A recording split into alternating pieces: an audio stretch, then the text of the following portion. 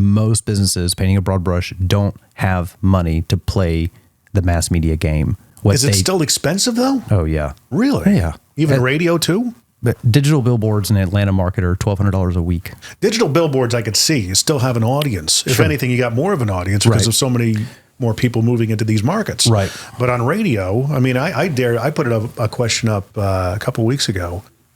I said, there are so many people still in radio that believe in the medium. I'm not saying not to believe in it, but you can't tell me that the numbers are still strong from 10 years ago. That's right. No, Come on. Cannot. Right. Give me a break. Right. Everybody I know listens to podcasts. Right. A majority of the people I do. From the business capital of the world, the Big Apple, New York, Middle Tennessee, it says here. Sounds riveting. Yep. This is the Mostly Middle Tennessee Business Podcast, a podcast about Middle Tennessee business owners and professionals. Yeah. Mostly, that's right. Thank you, Mr. Matt Wilson from the Mostly Marketing Podcast. Check his podcast out. I kind of borrowed his moniker and because it was a good one. It's a Mostly Middle Tennessee Business Podcast. His podcast, you can follow along with him. Details are in the description. This is the Mostly Middle Tennessee Business Podcast, where we have real conversations with Middle Tennessee business owners, professionals, entrepreneurs, all that fun stuff. It's a video and audio podcast. Check us out at MMTBP.com because Mostly Middle Tennessee Business Podcast wasn't taken, but it's just really long, so I truncated it down to just initials, MMTBP.com. I am your host, Jim McCarthy with JimMcCarthyVoiceovers.com and it'sYourShow.co, where you can get a podcast like this from soup to nuts, as little as you need us or as much as you need us. We can do all the production elements, all the voicing, the syndicating, all that fun stuff. Let us know. Today is a cool day. I'm having a reintroduction of sorts with an old pal of mine, going back to my radio days. My next guest and I met while we were working together for Mix 92.9 and Jack FM. He came on board as an account executive when I was in production. And we've always stayed connected ever since. He's a prolific thinker when it comes to marketing, advertising, and things of that nature. He actually kind of introduced me into the podcast space, if you will, even though it had been around a while. I just had no interest in getting into it at the time. And we worked together for a while. So if you're into marketing and advertising on a very prolific level, this episode will be for you. Today, please welcome Mr. Cole Evans from Evans Company. Sir, how are you? I'm doing so well, and this is the best intro. Thank right? You. Just the absolute best intro. Right off the bat. It really is. Actually, I'm just going to get you to do the intro to my podcast. That's what I do. I mean, come on. You know sounds these things. Great. Yeah, thank you. How's my headphones? Do I sound okay? Yeah. It sounds a little different. It sounds different? Not a big deal. I don't need to hear myself. You can't hear yourself? It's just, I think one ear went out. It's not a big deal. Oh, okay. It might just be the headphone amp over there. I'll just tilt this way. It'll work. This is what happens in a very stream of consciousness podcast. Anything comes up. This is what we talk about. So I only get in my feed the certain view that you chop up and show us all, right? But looking in this room, hopefully the sweat won't actually show because there's no less than 5 cameras looking, I think, at me or you in rotation right now. You're just on one of them, so you're on that one, I believe. Awesome. So, and I'm on that one. This is a great setup, man. Thank you. I try. This is what I do for people. I help them set up, they can use my room or I could set one up. I go to them sometimes. Yeah, that's a no-brainer. Like podcast in a package, that's a no-brainer. Yeah. So, I mean, you tell me about how you kind of got started with everything. I mean, a lot of the stuff that I already know, but what interested you into doing what you're doing these days? What piqued your interest? I know you went to college for it, right? No. I know you went to school for this. No, I joke that Mississippi State University gave me a banking and finance degree to get the hell out of there. Right. But no, I kind of started in media sales. and kind of earned my time, if you will, selling radio stations, advertising, going into television, starting my own agency. And I really never, I put a post on LinkedIn out a couple of days ago about this. I never really wanted to be a vertical salesperson. I really never understood that. I never understood why you would shorten the pool of businesses and prospects that you could go after by looking at verticals. But then looking back in 21 years of marketing, Jim, I can't believe it's been 21 years. At 21 years, I look back and there are 3 main verticals of business that I've really championed. Home services, all things HVAC, roofing, anything and everything that touches or has to do with a home. I have represented that company in some space. Electrical too? Oh yeah, absolutely. Oh, okay. Absolutely. Next to that is manufacturing, and how do you tell an everyday story about things that overwhelmingly people just don't care about? Right. And then healthcare. I've had some really cool opportunities in healthcare. My most recent was during COVID, running marketing for a very large optometry practice here in Middle Tennessee during COVID period. Yeah. That's all we have to say about that. Yeah. So I mean, kind of like things kind of come and go over time. And then you branched out on your own at some point. And that was around 2015. Yeah. So, started my first agency. And the truth is I had never worked in an agency ever. And so what I knew is what the pain point was from business owners that had worked with agencies. And so I started in 2003. Right. My own agency, and grew to close to $2 million in management in about 2 years. Right. And the truth is, Jim, it felt really good. We used to print out the logos of our clients and put them in frames and frame them on the wall. And I remember at one point we were kind of sitting in the kitchen as a team, and there were like 23 clients on the wall, and I was like, oh man, this was nothing when we started. I closed Tim Leeper Roofing, and that was my first kind of contract to get things going. Yeah. And I look back over those years, and we had really grown something nice. What I didn't do, because my ego was too big and I had only never run a company before, I lost my biggest client, and I wasn't prepared for it.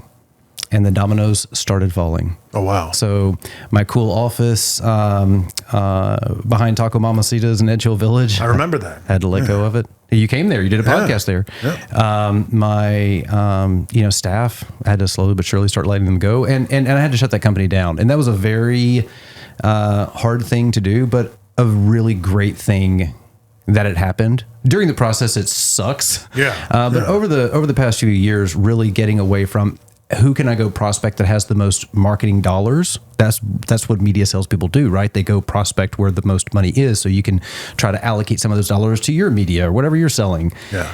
That's what I knew in my career. And then when I really kind of changed to not focusing so much on the media dollar and focusing much more on my skill set, my experience with working with so many businesses over those amount of years, I started figuring out that people valued consultation, a lot more than my opinion about what they were doing right or wrong with their media. Right. So, then we started up Evan's company, and just really started hyper focusing on business, on home services, manufacturing, and healthcare, but focusing on just telling the business owner straight up 20 years of experience facts when it comes to marketing. And that's done very well for me. So switching from a, hey, let me show you everything I know, to a, hey, what is your biggest pain point? More of a question consultative basis, right? Oh, honestly, for me, it was so much more. There was a magic number in my head, and it was always 300,000. Who do I know? And I would just really make it up, but it was a pretty good guess. If I knew you're on this station or this many billboards or et cetera, I could pretty much figure out, well, we know there are systems out there that pull this information. Little old LLC Cole didn't have this information. And so I would go and just put a target list together of people that I knew, businesses I knew that were spending a lot of money. Right. And if they were spending a lot of money, they would take a meeting with me, and I could potentially get a deal out of that. That was old agency model. Right. Really grew really fast and had a lot of fun doing that. But the truth is, I learned a lot of really difficult lessons going through that process. And so many business owners, the daily conversation I have in my world are people that have been burned by that previous agency model I just described. Right. And hey, you move your investment here, and your marketing dollars here, and we're going to do this, and really just so many business owners have been so burned by what I call a silver bullet theory, and I have probably had that silver bullet theory in years past when it came to radio or whatever I was selling that paid me commission. Yeah. Today, it's so much more of a long-term, like today's deal is 18-month agreement. Yeah. So that's a very good thing for that business owner and for me to both be in a partnership together over the next year and a half on our short and long-term strategies. Interesting. So, I mean, it's kind of a humbling experience you had to go through. 100%. Yeah. Yeah. Because, I mean, you and I started working together right around 2015 is when I started seeing your office in that Edge Hill area. No, you're not adding the decade. You're trying to forget a decade that wasn't there. It was, so you were there. Like 05, it was 05. 05? Mm-hmm. Because, I mean, I remember 2015 coming to see you at an office in that area. Was 14? I'm forgetting the decade now that we're talking about this. Yeah, I do this all the time. Because you and I met in... it was 14, 15. Yeah, you and I met in 07 or 08, I think. That's correct. That's right. I apologize on camera. I'm saying that you're not adding the 10 years. I'm the one not adding the 10 years. You're exactly right. 03, man. That was when I was still in Vegas. You're like, wow, how did that happen? Yeah. No, you're exactly right. So 2013 is when you stepped out on your own. Correct. Much. Okay. And then you had the Edge Hill office. You really, built it up and everything just kind of, I mean, those things happen. Yeah. I was kind of the same way in 2016 when I went off on my own. You get a little big for your britches because I really authentically and vulnerably put myself out there. Because I recently got let go from my last company I worked for. And the next day I put myself on a video on YouTube and Facebook and all these different things and LinkedIn saying, hey, I got let go yesterday. Right. Here's the start of a new journey. I've got my back up against a wall. I'm being very transparent about it. Right. It sucks. I'm terrified. But here are some of the things I can do. And that video fed me for the next month and a half. That's right. Just that's the way it works. People just kind of said, all right, we'll help you out. Or they were thinking, well, hey, we can get this guy at a decent price and make him work like a either mule. way it works. And it was very humbling at that particular point when I did that. But once you start tasting, wow, I should have been doing this years ago. Right. I must be really good at this. Right. And then, you get beat up a lot in business, man. Yeah, that's absolutely so true. Hey, Middle Tennessee electricians, handy women and men, and just those of you needing better commercial LED lighting solutions. Yeah, I know, there's so many of you. I have to tell you, there's another option than just the big orange and blue box stores now. Try j2lighting.com. At j2lighting.com, we have the latest technology in all types of commercial LED lighting, from UFO high base, drawers, area lights and shoe boxes, right on down to a slim line wall pack that doesn't look like a fist coming off the wall like most other wall packs do. You get what I'm saying, right? Many of our fixtures are wattage and color temperature selectable, which means you have more control over the brightness and appearance in your dark spaces. Check us out at j2lighting.com for a great local source for your commercial LED lighting ideas, even full color light show dreams. Yeah, totally. That's the letter J and number 2 lighting.com. j2lighting.com. I find that so many business owners or so many people are trying to sell their product or service, that they really don't just kind of calm themselves in their own business, or as salespeople that are trying to sell into those businesses to calm. And kind of a consistent thing I say in my world, Jim, is, I tell business owners on a regular basis, it's difficult to hear if you're selling a product or service that almost nobody that you pass today or you engage with gives a shit what you are actually making money doing. Right. Because they're not in the market. The question is when they enter the market, will they think of you?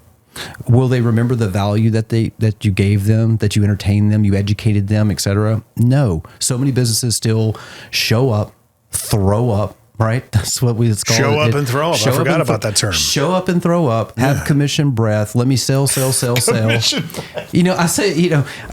that a lot of social media is like QVC on heroin. Right? Oh, dude, I had an interview. You remember Michael Drew from the Roy Williams camp? Wizard of Williams, yes, but not the other. Yeah, Michael Drew, I had him on the podcast a couple of times, and he says, yeah, there are a lot of douchebag marketers out there. Like that's a perfect way to define them. I mean, it's nothing but transactional crap that we see these days. That's right. And perception's reality. And if in your feed it is perceived that you are not doing this thing that you should be doing, I mean, I won't bore you, but I should show you the feed of the digital marketers in my TikTok feed right now. And it's like, it's just all complete BS. I mean, that's all there is to it. That being said, it's really great at this point in my career to have honed in and have found a rhythm of honing in years of helping business owners message, market, and measure. Yeah. That's pretty good, huh? Well, that's the thing, is that the admirable thing about what you're doing is that you've got something I always talk about when it comes to social media influencers, quote unquote, self-appointed thought leaders, is you've got the stripes. You've been through the crap. Right. You laid a foundation in radio. You know how to talk. It's a 20-year run that you've been through, now culminating to where you are now. Right. You have license to speak about the things you know. That's right. And that's exactly right. And it doesn't help that I have some gray in my beard and still a full head of hair at what your early 40s, I would imagine. Yeah, right? 43. Yeah, dude, and you're fine. It helps when you can talk the talk that they're having in their leadership meetings already. So when you can talk about additional expenses, when you can talk about the ups and downs that you already understand their feeling in their P&L, they understand that you're a partner with them. When you're coming in just trying to sell your $2,000 a month deal or whatever the thing is, you're not going to have a long-term contract. Yeah. Well, I mean, it's a very transactional approach at that point. Right. You're just trying to get to a close, get into the end zone. Right. And it's good that you kind of switch that on, because marketing is what you do is a relational play. There's got to be a legacy involved. Right. What are some of the, I mean, you and I kind of started really working together around 2015. I want to say the influencer thought leader movement started a year or two prior to that. Gary Vaynerchuk kind of came out at that point, started doing his thing. And I always admired his style because he's very relational. He just is all about just giving value and giving away his secrets. It's the new age Paul Harvey. Right, right. And, and then you had the other guys that kind of came out like a Cardone, who became a monster as well. He's the opposite side of that coin. He's more of a transactional guy, constantly trying to sell you stuff. But still another guy with a lot of stripes, a lot of runway behind him, right? And I think you need both. I agree. You do. You need the kick in the ass Cardone kind of mentality of go and you're not doing enough. And I subscribe to a lot of his methods, honestly.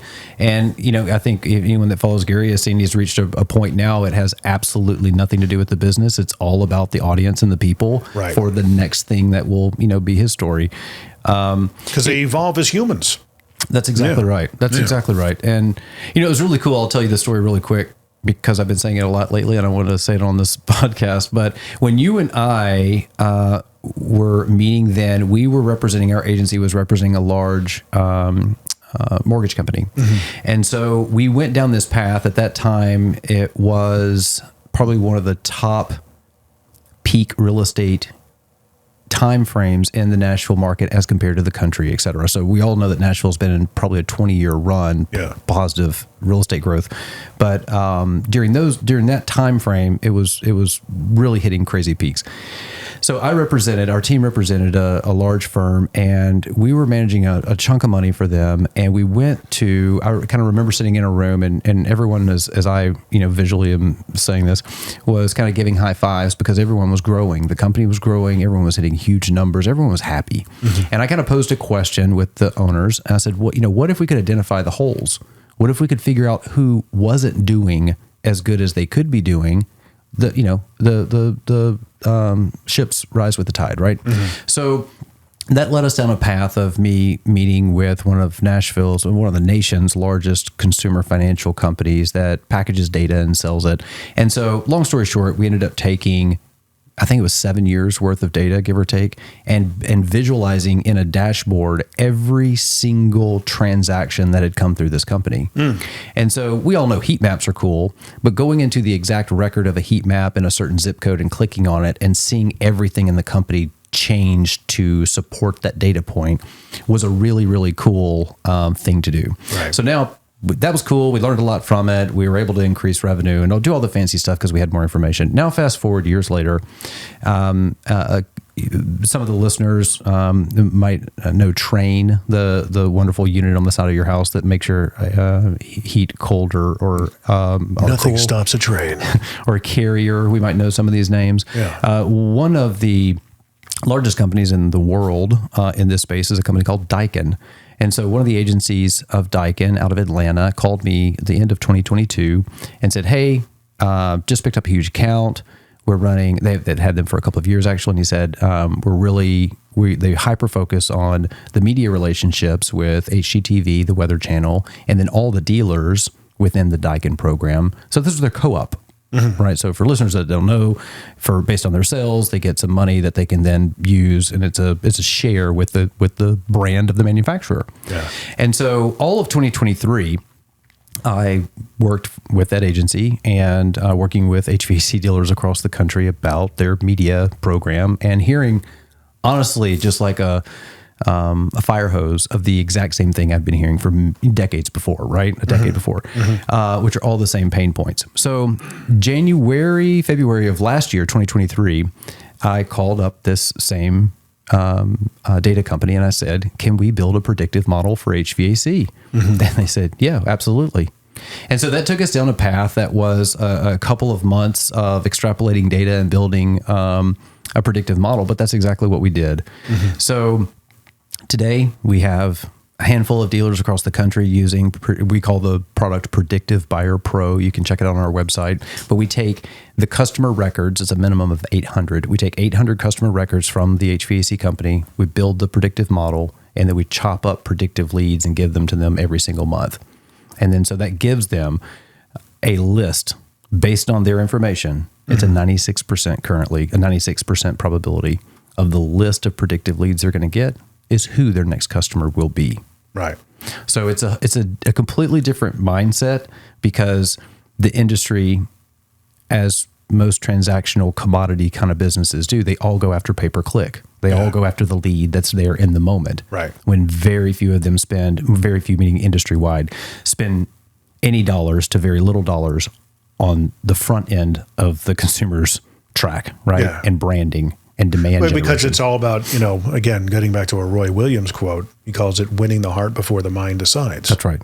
And in HVAC, it is a needs business. I'm uncomfortable now. I want to get back to where I was comfortable, and I know it's going to hurt.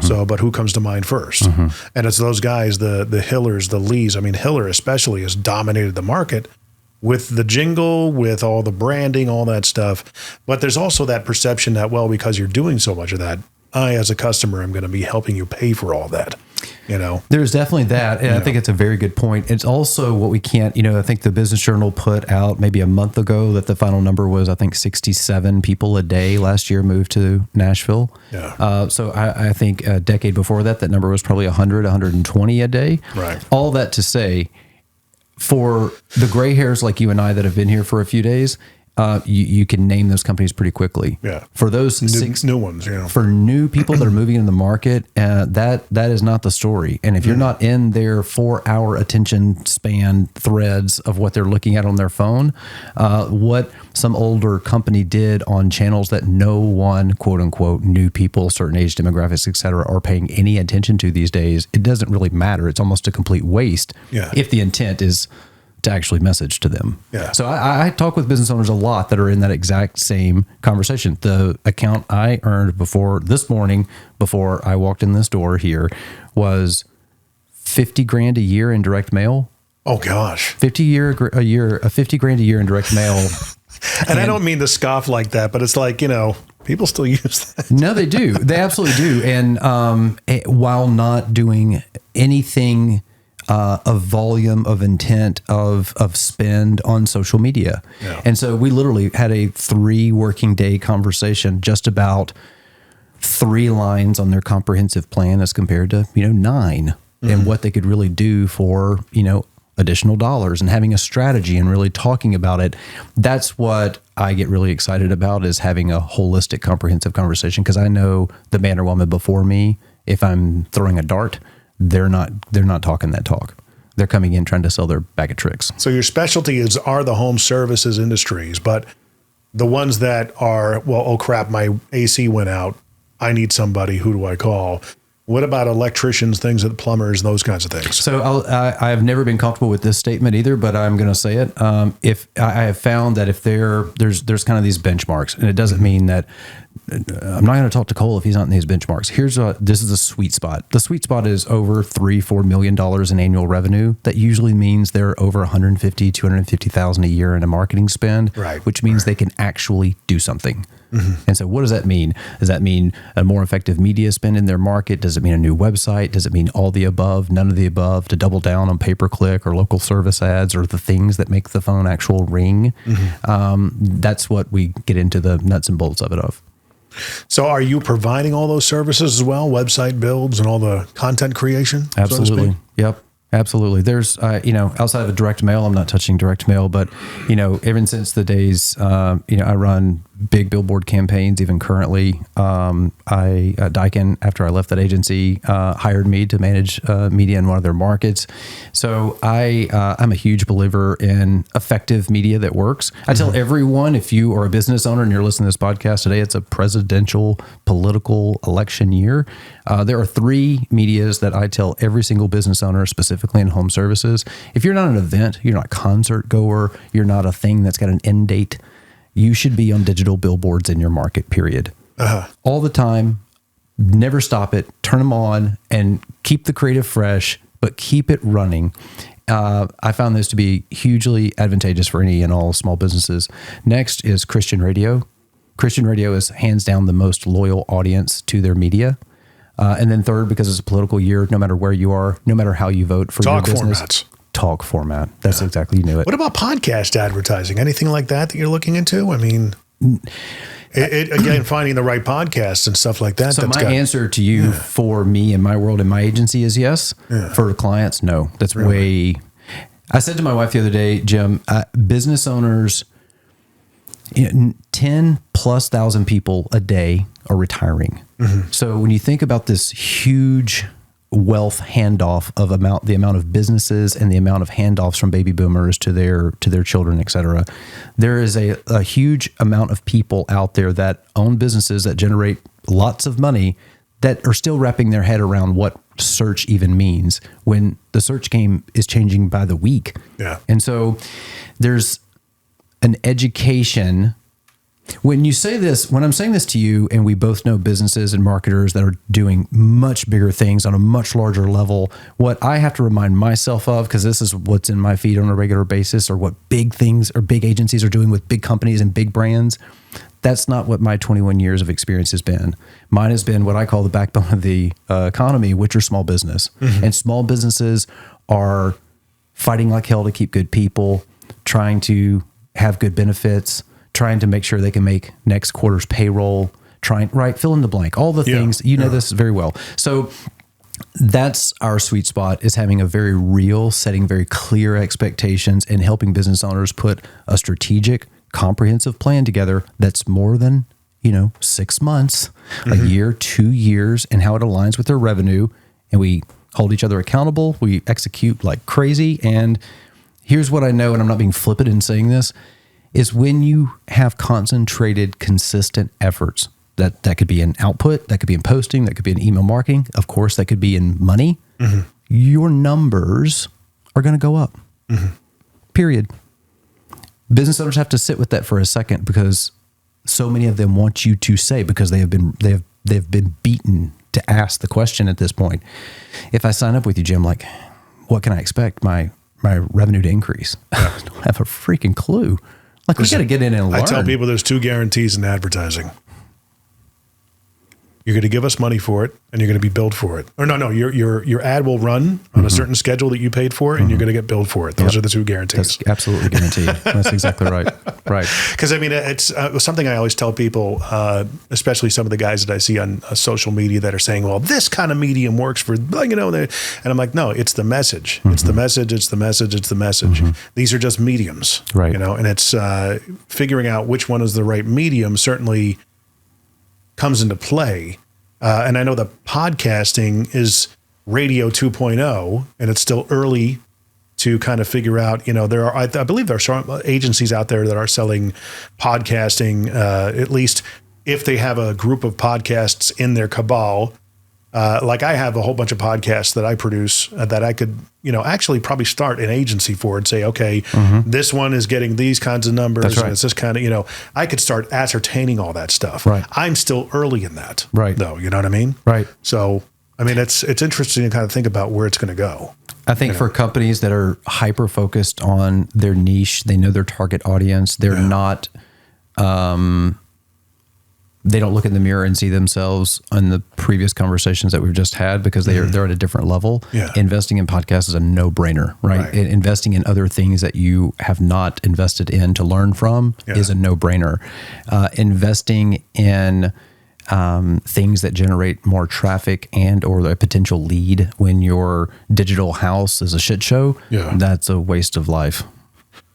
It's the shotgun approach has been championed by, getting back to Roy Williams. And those of you who don't know, he wrote a trilogy of books back in the 90s called The Wizard of Ads, among others. But that's what really kind of put him on the map.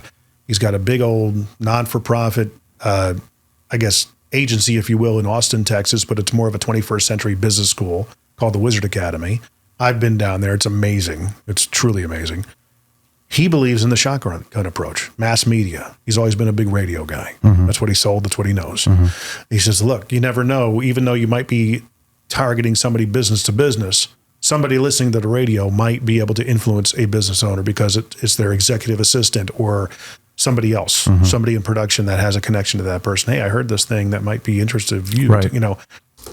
But are you more of a targeted guy or kind of a shotgun approach? Does it matter? I think it matters, but I think the channel of which you're shotgunning is so vital because as we're talking about radio, we're talking about television and things that a more traditional company is going to have. But today I'm having so many more conversations about split testing and going crazy volume on TikTok, on articles on LinkedIn. Again, if the budget and the pie allocation allows you to go do these other things in your bigger market, and you're again a company that's not going anywhere, you're an equitable, rooted business. You're not just there to chase the storm over the next couple of months that came through and caused a bunch of damage. You're there. You're not going anywhere.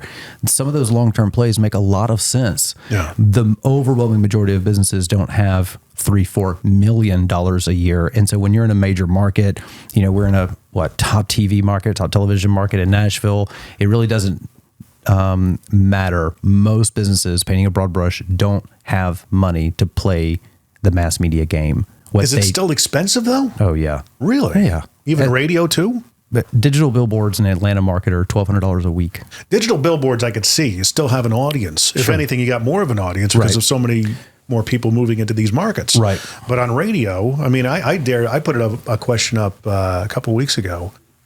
I said, there are so many people still in radio that believe in the medium. I'm not saying not to believe in it, but you can't tell me that the numbers are still strong from 10 years ago. That's right. No, Come on. Cannot. Right. Give me a break. Right. Everybody I know listens to podcasts. Right. A majority of the people I do. Yeah, I said this to a business owner a few days ago. I said, we have to remember a big bullet point that has been mentioned, which is that TikTok has now surpassed Google as the search engine. And so as a 43-year-old thinking, and the majority of my clients living and dying by paper, quote unquote, by pay-per-click ads, this mentality, this shift that the way consumers consume yesterday is the way they will consume tomorrow. It's just not true. Right. And the way that we, the collective consumer, go about our path of research and looking at our options and contacting and closing has changed. Yeah. It's changed dramatically. And for companies that can do a shotgun approach on multiple channels and drop $21 on or $25 on a post here and $20 on a post here and $20 on a post here, they have a feeling because it's social media that they shouldn't have to do that. Right. But when the radio or TV rep walks in the door, they have no feelings about the hundreds of dollars, that singular commercial that they really can't prove anyone actually saw, how much it actually cost. They never question it. Right. I can tell you exactly the logged in user that saw the ad in the before mentioned. So it's an interesting conversation to respect the gray hair behind the desk, if you will, but at the same time, set clear expectations of where the audience's attention has shifted and where it will continue to shift. Yeah. And the digital media is all over the place now. Right. I mean, what's the leader in your opinion in the digital media space that you've seen? Meaning the front runner as far as a medium. Hands down, Google, pay-per-click or LSA. Still? Oh, absolutely. Really? But depending on many factors, that's going to change. Right. Because, I mean, it came out in like 06. What came out in 06? Like Google and pay-per-click, and that was starting to emerge. Yeah. You know, because remember our company got into the digital space. Yeah, we wanted to build websites that were promoted by the radio. That's right. And then, you know, we had search engine optimization specialists on staff and things of that nature. Yep. But yeah, that beast has changed. Yeah, the other aspect of this is that I actually avoid those guys who pay for those placements because I know that you paid for it. I know it's sponsored. I go to the organic section and pick whoever comes up first. And see, I think I completely agree with you. I think the exact same thing. I do the exact same thing as a user. Yeah. As a business owner, you have to figure out, are you looking for a older than Cole and Jim target prospect? Because they are more than likely not thinking about that at all. They're not rapid. They're still trying to figure out why socks are showing up on their ads when they mentioned socks at dinner 2 nights ago, right? I mean, that's honestly, but that could be the absolute key demographic. HVAC, perfect example. We know in HVAC that households with incomes over $200,000 or over 2,300 square feet that need a new unit or potentially need a new unit in the next few months will wait until the winter when they can come, pay full cash, get a great discount because they're at an age where they have those dollars. Yeah. That might be a strategy in going after that target for that older demographic for a certain time of year. It's not the overall strategy for sure. Right. It's a strategy. Yeah. Because, I mean, typically when I was put in those positions, it was like, okay, what kind of financing do you have? Because I don't want to lay out cash. I'm not, if I don't have to pay cash for something, I won't. I'd rather pay a low or nothing interest rate and just get the money for free and pay it off over time, which is what we've done in the past. I mean, does that play into it as well for HVAC? Financing is 100% an option or a real focus. The conversation in Buckhead, Georgia and Brentwood, Tennessee is a little bit different than, Lancaster, California. And so you're really in the business of finding their avatar in a way. 100%. Identifying it's not, I don't have to find it. I have to help uncover it in their data because they already know who it is. Yeah. They're just not overwhelmingly, companies aren't using the data in their arsenal, in their computers currently to layer. They've got QuickBooks, they got their CRM, they got whatever their systems are, but they're not taking those systems and stacking them on top of each other, looking at it, and then predicting who the next one's going to be. Right. That's what I'm hyper focused on. A couple of weeks ago, we got picked up. I've been working this relationship for probably 6 months at this point, and we're getting Predictive Buyer Pro, our predictive model, piloted by an extremely large franchise group. I am giddy about it. Right. But the idea is to either offer it as a preferred to their home services franchises and or as a force play on their P&L. When you can take 5 predictive models across the country and create a national model, the conversation really gets interesting. So you have this opportunity now to put your technology into play in that space. Aside from using it to help the marketing efforts do better, it then can be a standalone. So a business can come in, just get Predictive Buyer Pro, take the data and go do with it what they want. It can be part of our comprehensive plan, or it can be a manufacturer coming in and saying, I want my top salespeople to give predictive modeling to their top companies. We'll license X from you. So it's a little bit of it's Trojan horse, right? It's getting in. It's kind of like Echo with Amazon. We're going to give you this product. When we put this product in your house, we're going to listen to everything that you're saying. Same concept here is I've created this crazy, I believe, value with their data that they can either go do themselves. It can be a standalone, or it can help larger companies or larger manufacturers learn a lot more that they don't already know. Yeah.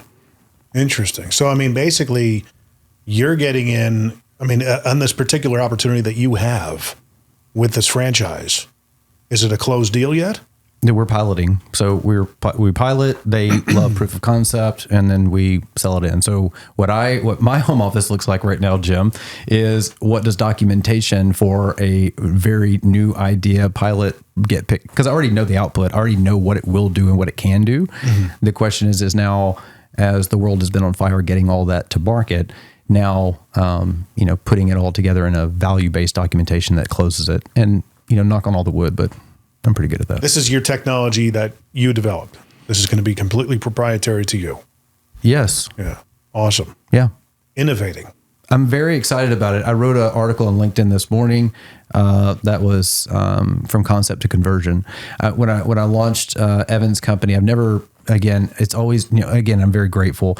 I don't mean to come across in any other way, but I've never needed a website. It's either been referral based or clients that, are multi-year and have a few a year. And so I've never needed a site to be the funnel for me. Right. So about a year ago. Well, unless you're a highly transactional product or service. Right. That's exactly right. Yeah. Right. So now I do have a site, and I put the heading up there, 7 or 8 months ago, and I put from concept to conversion. And I was like, oh, that's such bullshit. Like everybody puts that kind of stuff. And then this morning it's word salad at this point. Yeah. Right? And this morning I was getting ready to write the LinkedIn article, and I was like, no, Predictive Buyer Pro was a concept, and it is converting. So yeah. I'm very excited about it because it allows offices that are not currently in HVAC hearing the phone ring. A lot of angst is right now, as we see. It's the second week of April, and I'm wearing a sweater. Yeah. It's going to be 32 degrees tonight. In 2 weeks, it's going to be 80. Frost warnings. That's right. Yeah. That being said, it is very much a seasonal business. And when you can hand a list to a business owner that says, here's 500 people, they're going to be your customer. Yeah. It's either going to be tomorrow or in 11 months, but everything about your current model says that this is who your next customer is going to be. Start speaking to their heart now. Right now. Drop ads in their subdivision. Support their local, magazine that's going in their neighborhood. Buy the boards outside. Drop ads in their area. Just layer it, and then measure it. What's going on with LinkedIn? LinkedIn. I just got a notice from LinkedIn yesterday. It's such a very... Are you a top voice yet, Jim? I self-proclaimed. Oh, well, good. I am also a thought leader. Oh, well, yes. I've ordained myself. I want one of those damn trophies on my profile. What is it with that, man? It's like you got these people that are like, I'm a top 50 speaker. According to who? Who ordained that? It's like, Louis C.K. once said, did Jim talking, take two. A routine where somebody said, so-and-so said they thought I was an asshole. I'm not an asshole. And he's like, you don't get to decide that. Mm-hmm. Mm-hmm. He says, if someone else thinks that of you, right, you have to now confront them and say, hey, why do you think I'm that way? And how can I change your mind? You can't just say, no, I'm not. I think I spend more time on LinkedIn than I spend on any other channel, and it has been that way for many years. Right. I am just now I'm very proud of the 2,300 people I have. I have never been about quantity. Yeah. It's always been about quality. And me too. It really has. And so while I understand, I'm not a good looking woman. I'm not. I can't buy insurance from everybody, right? But I know or get recruited by everybody. They're sure my network. Love for you. Hey, all that to say, I feel like the output has got to really, really increase. When I look at impressions on an organic channel, on my channel today, and the number of posts I put out, which are between 3 and 7 a day, give or take. Yeah. The impression counts that they're receiving as compared to years ago is dramatically different. Really? Oh yeah. The volume, amount of noise that's now on LinkedIn is compared, and whatever they've done with the algorithm that then, shoves things around. But, just liking is just not good enough. Right. It's a lot of the agencies say, and I agree with, because I'm a practitioner of listening to what's happening in the industry and then doing it and learning myself.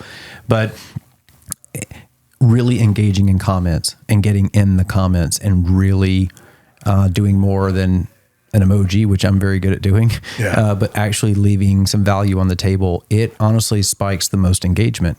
Because it has to be felt, though. It has to be genuine, right? Right. Because I can't just, there's a couple of women in particular who post, they got huge followings, they got a ton of engagement, but most of if you watch the comment sections, it's just like guys that are eating up the thirst trap. You know what I mean? And, oh, well said. Oh my gosh. Thumbs up, fire, let's go. And all this stuff. It's like, you're not saying anything, and typically if I have a thought, I'll leave a thought. But if I just get brain numb, I'm like, I have nothing to comment about, which is to my detriment. But at the same time, I'm going to be authentic about how I comment. It's going to be from the heart. It's going to be something I feel, right? Not just, hey, look at me. I did my daily deed. Here I am. It's interesting, Jim. I was thinking about this a week ago when I was cutting the grass. It's interesting when you grow up with a couple of channels, and then you give cable, and you understand media in a certain way. And you know what my daughter said last night? She had my daughter's, I have two. We have three kids. But my oldest kid is my daughter. And so she has her phone, and she's got this celebrity stupid questionnaire thing she's asking me. And so she's going through it. Basically, it asks you all these questions to then determine if all those answers, and they try to guess the celebrity. So anyway, the celebrity that I guessed, or that I said, was Oprah. And so before my daughter starts looking at the first question on her phone, she looks up from her phone just like this, and she goes, "Who's Oprah?" And so aside from that being a very stupid example, it's interesting how we know media to serve entertainment and ads being connected to that entertainment because audience is there. Excuse me. It's interesting that that's been what we've all known for so many decades to now the change that comes. And I think it's on a weekly basis. I think that living and dying by paid search is going to really rattle a lot of cages, because I think overnight we're going to wake up and it's just going to be different. Is now boosted posts and ads kind of replaced the paid search, you think? Just to get out in front of more people as they're scrolling? I think boosted ads is yesterday's put the blog on copy something off the site, put it on social and send it out. Used to, you could get away with a little bit of organic, a little bit meaning a couple a day maybe. Today, we just have to, it's pay to play. Yeah. And if you're not, the overwhelming majority are not people that have large followings. The overwhelming majority, I think it was 48% of people on TikTok have never posted one video. Last year's annual revenue, I think, was $14 billion. For TikTok. Correct. Right. So I'm saying all that to say this. As a business owner, you have to understand the expectations of each channel. As a content creator, you have to understand the expectation of each channel. But you can't just half-ass it and then judge what, and when I say it, I'm painting a broad brush, all things. Yeah. You don't have a video, you create 3 videos, therefore you think you're just the best thing in the world because you have 3 videos. You should have created 3 videos yesterday. And that's like the minimum a day you should put up. Right. It's the volume play is what people still can't wrap their heads around, because just because you're a business owner and you're really good at your product or service or your thing, and I'm sure you're very good at it, it does not make you a marketer. And if you are not, and that's respectful, I'm not a landscaper. I would be horrible at that.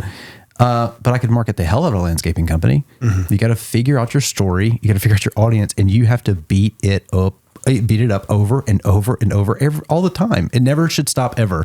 And you learn from it, and you figure out the channel that's receiving the message in this way or that way. No different than it, quote unquote, used to be. Today, it requires a little bit more effort or a little bit more open-mindedness to the new channels that I really don't wrap my head around, but my kids are on it. Right. Because it's like we've got a product here at J2 that we're going to be releasing probably Q2, end of Q2, maybe Q3. And I'm trying to, it's going to be a very transactional approach, showing the cool factor of solving a problem with a lighting fixture. Yeah. And I'm just, as a marketer myself, thinking through the strategy of it. Okay, what's the video have to look like? Who's it going to appeal to? And it's priced hopefully at a point where people will go, okay, yeah, I'll do it. Yep. You know what I mean? And it's the relationship will begin from there, but it is a truly transactional approach. And I'm thinking probably Instagram, Reels, TikTok, that kind of thing. Facebook, of course, getting it out to the local market.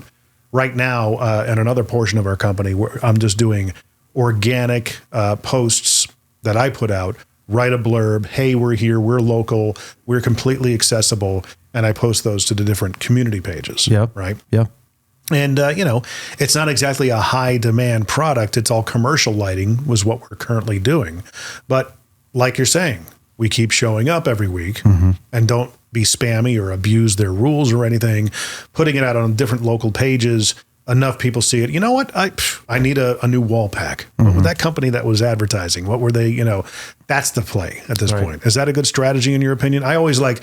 I consider myself to be a marketer, but I'm at the age where I figured it out, the fact that I don't know everything. Yeah, no, I don't either. Humility, like we talked about. Yeah, 100%. I think that's a great strategy. I think taking a cable bill, I call it the cable bill amount of money, and I call it the cable bill because I think streaming services, cable companies do a really great job of bundling. Yeah. And so I am a news watcher. I like to watch all the news. And I'm not just one channel. Oh yeah. I watch this channel. As soon as they go to commercial, I'll go to the next channel. When they go to the commercial, I'll go to the next channel. I like seeing what everyone's saying on any given day. I won't say it's every day, but it's especially in an election year, I am tuned in. Really? Yeah, it's just a thing. And it always has been. That being said, the cable bill does a really good job because when I want to buy a cable package, look at Hulu, look at any of your services today, and you'll see that I'm right. When you want to go in, you want one station, let's say CNN. Well, they're going to be in package 1, but you want Fox. Well, that's going to be in package 2. Package 2 is that bigger bundle. Yeah. And you want MSNBC. Okay, well, that's going to come in package 3, but then you're going to have to add that other premium thing. The point is, packaging and bundling and being on the right stations make sense, just like your marketing makes a lot of sense in a comprehensive bundled way. If you are not investing dollars to prove out your energy, then you're wasting both time and energy. So in the example of the news and the bundles, if I come in and I want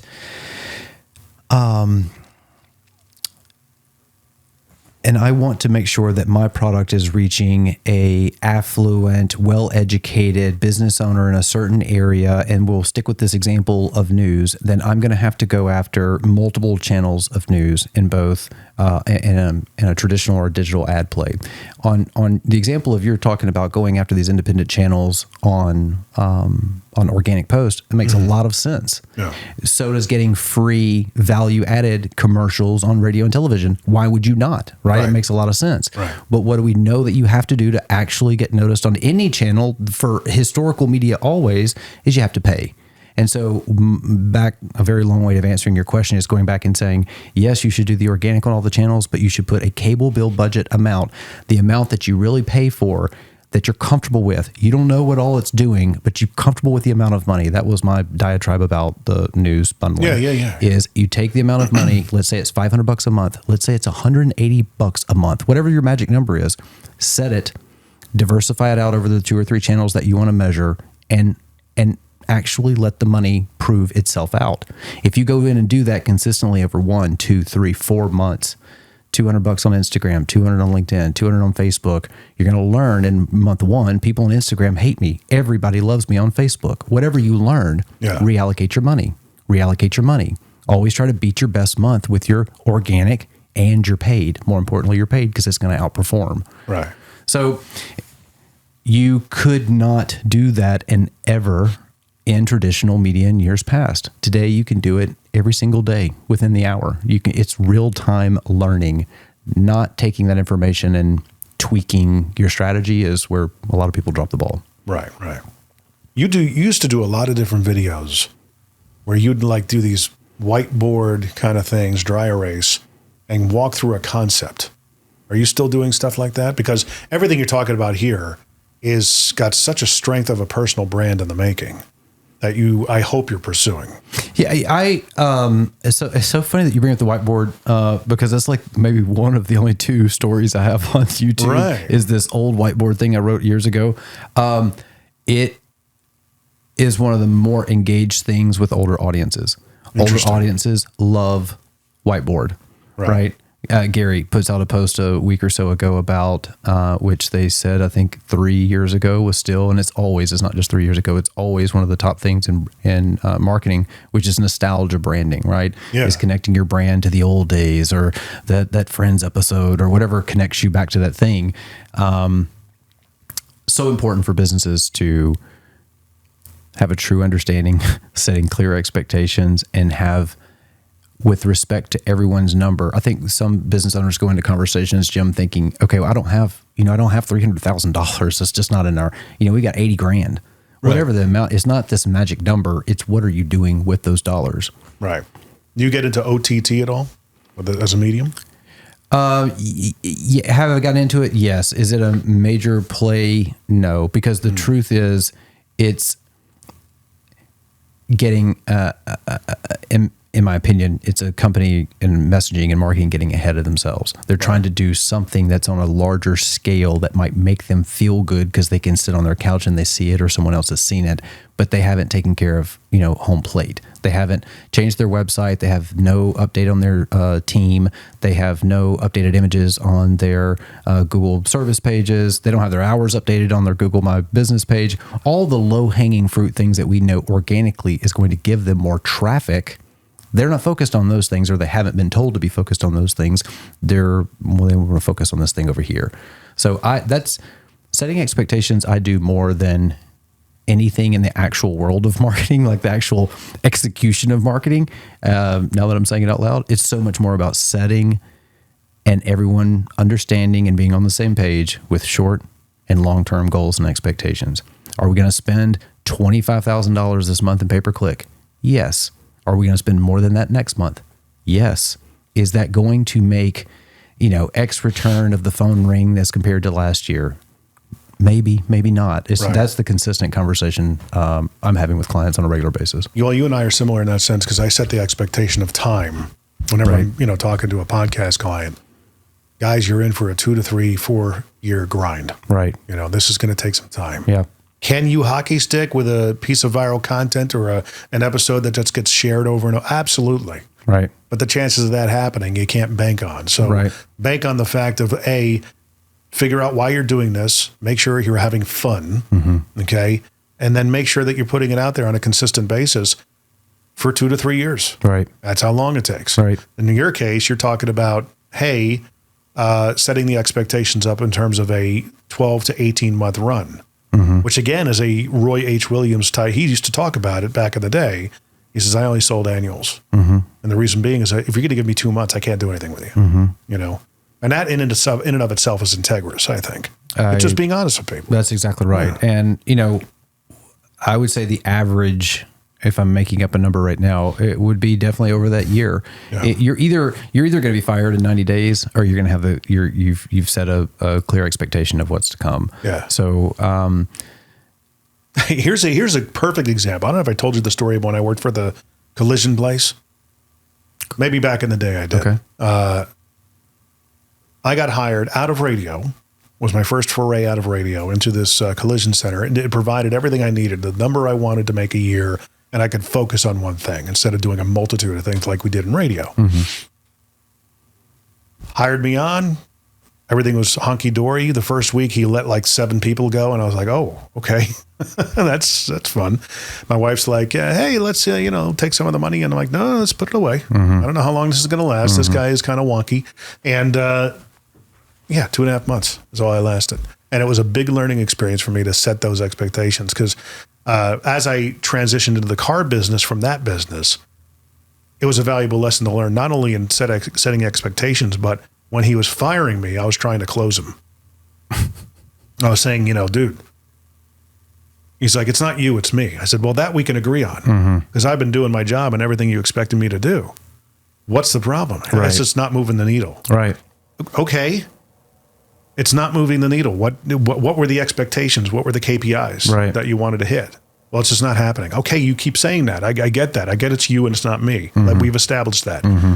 What needs to happen? Am I costing you too much? Right. Do we need to talk about that? What's the problem? I'm trying to identify the objection. Yeah. And it's just it's just not working out. What, Bobby? I just gave the guy's name. But whatever. How long did it take you to build this business? Did it take you 2.5 months? You got 9 stores. How long did it take you? 20 years. Okay. Right. What's the issue here? Right. I remember fighting for that job. And that was a valuable lesson I took to just set those expectations. Remember when I told you? That's just crazy. I would say one thing I said on a marketing home services webinar first quarter of last year, and it was very lengthy. It was 4 hours, and I took ridiculous amounts of notes. One of the guys in there, made a comment about 28 touches. And I remember at the time I was like, yeah, that's a lot, whatever. So now fast forward, I've got Valerie Morris on my podcast. And if you love this, please jump over to Cole Evans podcast and download, subscribe, leave a comment. Absolutely, man. Go ahead. But it'll be in the description as well here. We just turned on Cole Evans podcast, and I was interviewing my friend Valerie Morris, and she reiterated this thing that now is just kind of it's everywhere I'm looking, which is 28 touches. And so I'm reminding myself, I'm reminding clients I'm talking to about their own prospects and own want of lead generation is the days of a frequency of 7. I remember when I started in radio, that was a thing. A frequency of 7. That number is probably 40 now. You have the consistency of what you think people see and what they actually see. I challenge business owners, go in and look at your impression count. Look at who you're actually reaching with all that energy and time you're putting into that post. You might be very surprised at how many people you're not reaching and how large of an expectation you're setting on less than 28 touches. It's like a fart in a hurricane. Yeah, of course. Yeah. That's you should probably use that in your next pitch. I was actually thinking the next time I'm talking with a business owner about a big deal, I'm going to say fart in a hurricane. That's right. It's going to help close the deal. That will do it. That reminds me of, because you're basically talking about showing up for radio back in the day, 7 times a day in order to make a good impression. But you're talking about, that number's more like 40 now. Yeah. I remember getting back to our old buddy Vaynerchuk. He did a speech maybe about 2 years ago, and it was for mainly commoditized businesses, insurance, mortgage, real estate. And he says, look, if you're not putting out 25 pieces of content a day, you're vulnerable. And it's like, oh my gosh, who's got the time for that? It's just crazy to think about. They got to be different, Yeah. You're talking about per platform? Yeah. So it is crazy. And what I love is that you're using an example from 2 years ago, because 2 years ago, that comment was crazy because no one has the 20-person team that Gary has, right? Right. What we do have today is our wonderful friend AI. Yeah. And so being able to go into understanding your keywords as an example. I saw a post about this on TikTok. I have it saved right now. Going on to your keyword analysis, understanding your basic points of traffic, taking your keywords, going into a AI like a ChatGPT, getting them to run 100+ titles, less than 7 words, all with a call to action hook. They all have to be different. It generates an Excel. You take that Excel into a Canva as an example. I have hated Canva for many years. Yeah. Anti-Canva. Canva has stepped it up. Yeah. I love Canva now. Yep. We're all graphic artists now. Yeah, that's exactly right. Yeah. And you can go in, Jim, to that point and create through a couple of clicks of a button a solid foundational piece of content or design that you approve and that you like. And you can still massage it.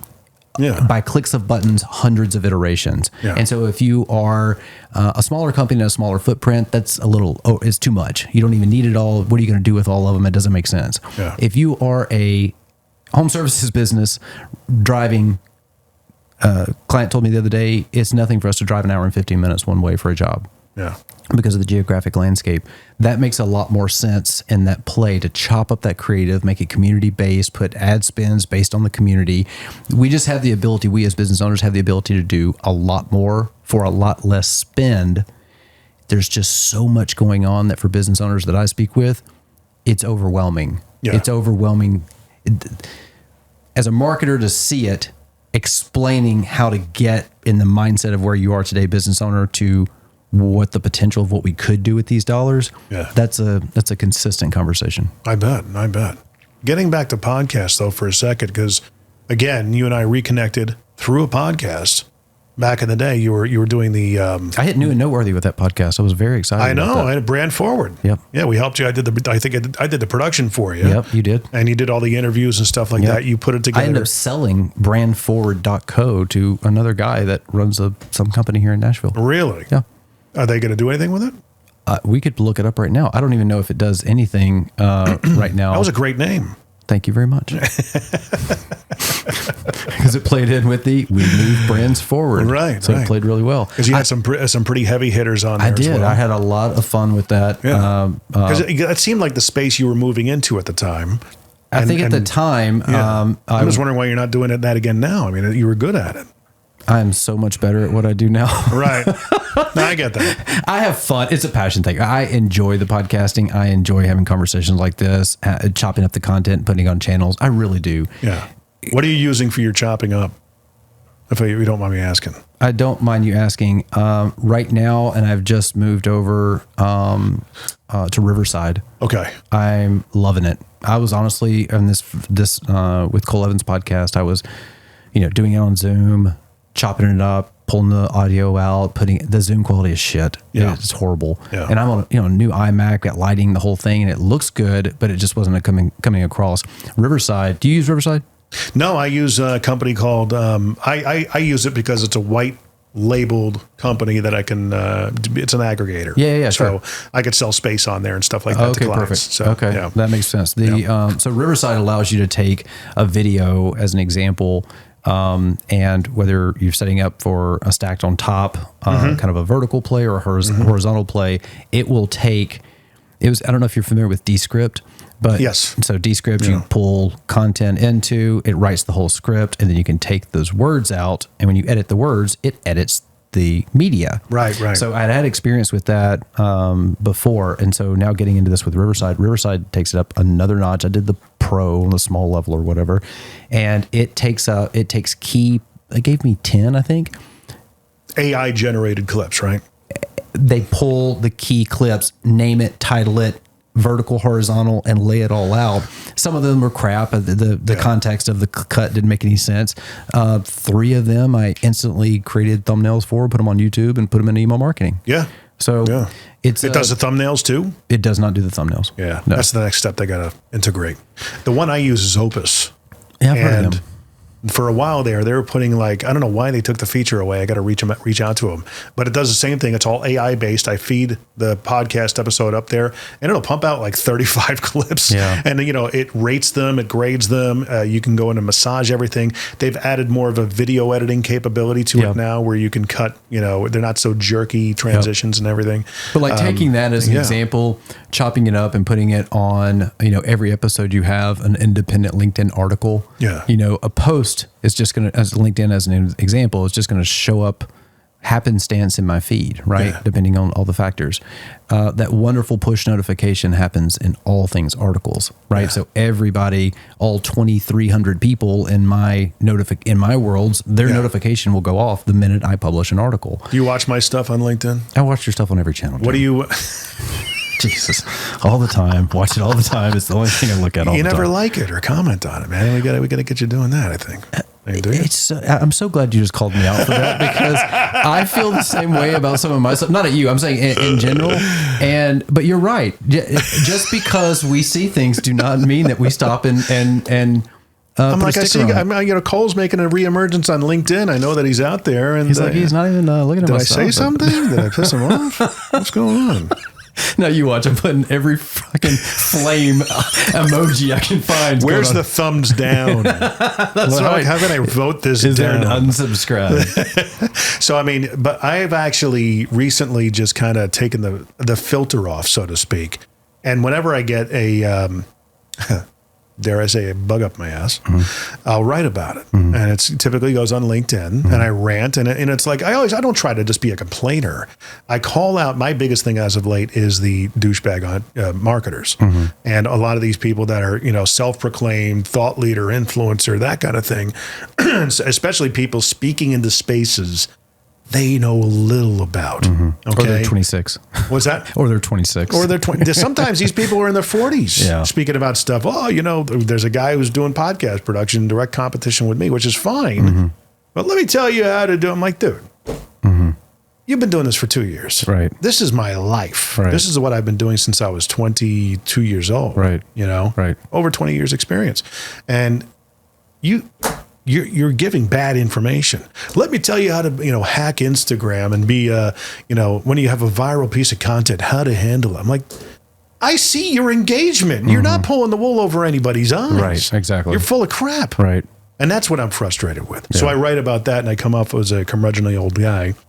And at least you know it, though. I admit it. Yeah. And a lot of people, they see it and they call me up. Are you okay? And I'm going, I'm better fine. Now. Yeah. I'm fine. I've had enough. I'm wondering if there's a rising tide of people that are sensing that kind of stuff, that have had enough of it, the bullshit. You know what I mean? Yeah. And you could speak to that. You know who these people are. You're being very politically sensitive, right? Thank you very much. I'm trying. It's all these cameras. While I didn't start this way, the years have tempered you. Yeah, they really have. I honestly, I respect everyone's hustle out there to do their thing because I've done my thing. I don't know. I'm a things come full circle kind of person. And, if you're one of those people taking advantage or being taken advantage of today, it comes full circle. So I'm happy that I was able to present Anheuser-Busch at 24 years old. Yeah. I was happy that I presented and managed to, opportunities that I would probably never give a 24-year-old in my life. Yeah. I was given early opportunities in my career. In the radio station we worked, I was given opportunities there. And I've always tried to push the envelope. And while hopefully always representing myself in a very truthful and real way. Integrous. Yeah, just be integrous. Exactly. Not speak about what you know. That's right. Yeah, that's right. Don't try to fake it till you make it, because you'll be discovered. It's hard in content creator world to speak about what you know for those that have entered the world only knowing what they know today. Right. I think we started the conversation off like this, but if you don't really have the on the street knowledge, if you really don't know the person you're selling and what their real pain point is, it's different. It's different if I want to build an audience and schlep you this water bottle, right? It's so much different than talking about ongoing services that have to do with my daily phone ringing and operations of my business ongoing for multiple years. That's a whole different conversation. And so many things in our feeds are so much about a product and so much about a big audience selling a thing that we can very easily program ourselves to think, oh, wow, I mean, in order to do my thing, I got to do this thing because I've been watching for 3 hours today, almost 4 hours today, and that's what they've been doing. You need to turn that shit off and go ride a bike. Is that what you do? You like riding bikes? Every day. Yeah. There's a friend of mine that lives in your neighborhood. Oh, yeah? I do his podcast. Oh, that's cool. He's the owner of I'll say a Magic Apple. And he's in your neighborhood, and I think he rides an e-bike around there. Okay. I judge him from my real bike. I told my kids, we'll see. I love a good e-bike, but I told my daughter the other day, we were riding bikes, and one passed us or whatever, and I was like, baby, that's not a real bike. They're not actually doing anything. I would love to get an e-bike. It's because you're you get some exercise. Yeah. But not too much. You can ride around and judge all those other lazy. That's right. You know, That's hilarious. I'm on a fitness journey at the moment, so you know, it's not easy to do. A joke about the bike. I was telling you we have 3 kids. I said to one of my kids the other day, I said, you know, short of a couple of years ago, I didn't even own a bike. Yeah. Like I've never been a workout person. You see me right in front of you. I'm not a workout person. Yeah. I just have one of those. You're just one of those pricks that's got a body that keeps the damn fat off. Yeah, but I iron out, and it's not every day. And today it will be because I'm waiting till 4:00 in the afternoon when it's going to be the peak temperature. This watch has turned me into a junkie. Oh, really? I talk about old judgmental person. I was like, I haven't worn watches in years, and I ended up getting one, and I started riding the bike, and then I started watching trends, and then I started wearing it to bed. I know everything that this watch will let me know about myself. So does the NSA. Yeah, you know what? Whatever. I don't care. What I know is what my heart rate does at the 14th climb of that hill. But carving out the time, all jokes aside, but carving out the time to stop looking at a computer, to actually leave your phone, that's a very hard thing for me to do, to leave the phone on the actual desk and to go do your thing. That could be walking. It could be just going outside. Some people literally don't do that ever. Right. But those little bitty things, they seem stupid. And even if you're hearing this right now on the podcast or watching it on whatever, when you do it for a day and then a couple of days and then a week, and then you look back and you've done it for 2.5 years, you feel it. And that's a very positive thing. Like I look forward to getting up from my desk where I'm very happy, but to get out and go do that thing that puts me outside for the next hour. I look forward to that a lot. How big's your team these days? You're looking at the actual team. Gotcha. Jim, having had a office with a bunch of people in there that expected paychecks every other week, that is not, I'll take on maybe 5 clients a year. Yeah. That's my shtick. I'm not trying to go scale and get another office and fill it full. That's not what makes me happy. That's not what I can champion. I love it. The entrepreneur in me wants to go do it again, but I will not do that again. Well, how do people find and follow you, my friend? evanscompany.co, evanscompany.co.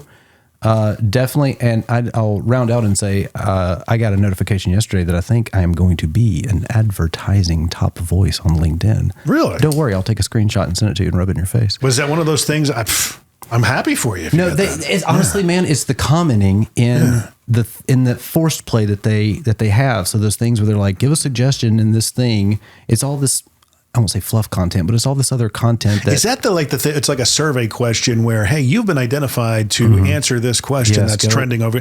And it's sometimes a question I'm going, I don't know. But that question, they're pulling you into one part of probably 10 parts. Right. So when you go in, there's like a table of contents on the side. So yesterday, I think there was 10 on mine. It said fill out 3 or more and find out the next day. Well, I did 5 and I skipped 1 or 2 in between because I was like, I don't want to comment on that. Yeah. So just do it. Do it all the time. I do when inspiration strikes. Yeah. And I'm like, oh, I could speak to that. Yeah. But I'm not going to make something up. Right. That's just not me. Right. You know? Right. And people see right through that stuff. They absolutely do. BS meters are so highly tuned these days. I completely agree with that. Yeah. So the same team doing search engine optimization. Been working with them for a couple of years. I work with a video team here in Nashville, have for now 3 years. So the things that I'm not doing from my office, I'm working with, key vendors that I've been working with for a very long time. So we're not recreating the wheel every quarter or with a new client. So that's always a good thing. Very cool. Well, there you go. All the details will be in the description, evanscompany.co. If you want to reach out, start a relationship, all that fun stuff, all that information will be there. And of course, find, follow, rate, subscribe. Well, you're listening. You've already found us. MMTBP.com. If you have somebody that you think would be a good fit for the podcast, or you yourself want to apply to be on the podcast, hit the button on the website that says apply, and we'll get notified. I actually fixed that yesterday because I wasn't getting notified. So I finally fixed that. Gotta love that kind of stuff. And it took me like a half an hour to find how to, okay, I see that 5 people filled it out, but I never knew. And, it's just crazy. So there you go, sir. Thank you for coming. Thank you very much, man. This is the best setup. I want to, we got to continue hanging out. Absolutely. Now that I know you live like around the corner. Well, now I've got to go and, stalk your digital and start leaving a bunch of comments that you're having all these same side comments. Oh, while I have you on the spot, I guess we're going to reciprocate podcasts. Are we doing? Yeah, absolutely, 100%. That's right. I'm not inviting you to my fancy studio. I'm just gonna call this episode or this podcast, I just rename it, call it On the Spot. Exactly. Here's the spot, you're on it. That's Let's ask some tough, really uncomfortable questions. All the lights, turn the heat up, make it real. Well, very good, man. Thanks again. Good to see you again, Yeah, thank you. Good to see you.